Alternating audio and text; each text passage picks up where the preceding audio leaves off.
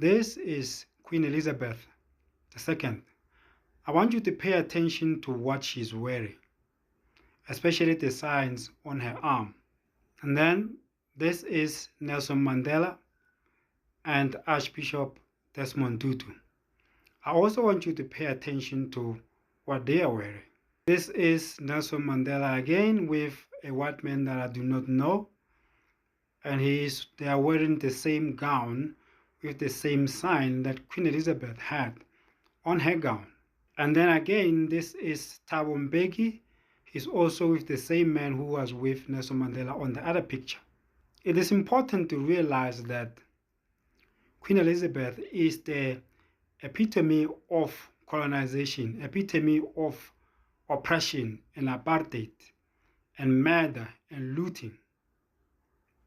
So she dresses like this as a way to represent her class in society. So it is this class of people who dress like this who benefited from colonization, from oppression, and the murder of our people, the murder of our ancestors and heroes, the theft of our land.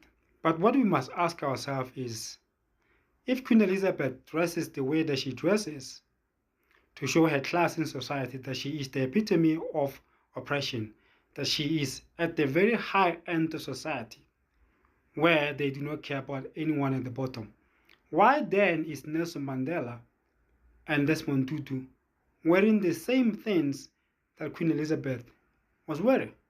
Because you have to remember that Nelson Mandela and Desmond Tutu were fighting against oppression, and Queen Elizabeth is the beneficiary of oppression.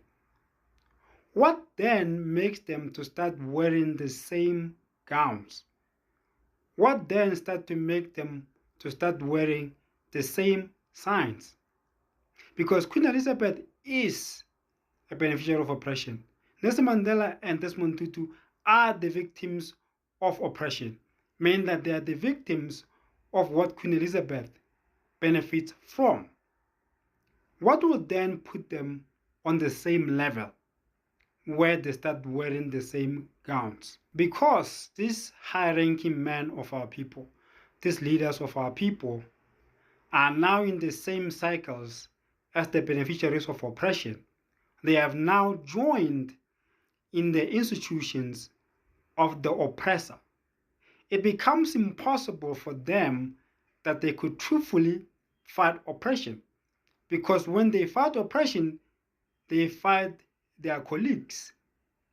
That is why South Africa finds itself in a place where you had apartheid, which had its own beneficiaries.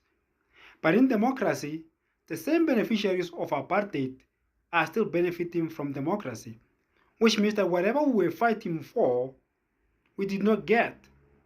But of course, this one, Thabo Mbeki, Nelson Mandela, and Desmond Tutu, will like to convince us that we have found what we were fighting for. But what they will not be able to explain is what are they doing, being initiated into the inner cycles and institutions of the oppressor.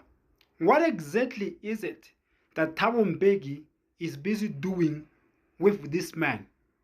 Because this is an initiation. It's like when you graduate, you wear the gown and they give you the belt and your papers from university. After that, you're supposed to occupy yourself in something.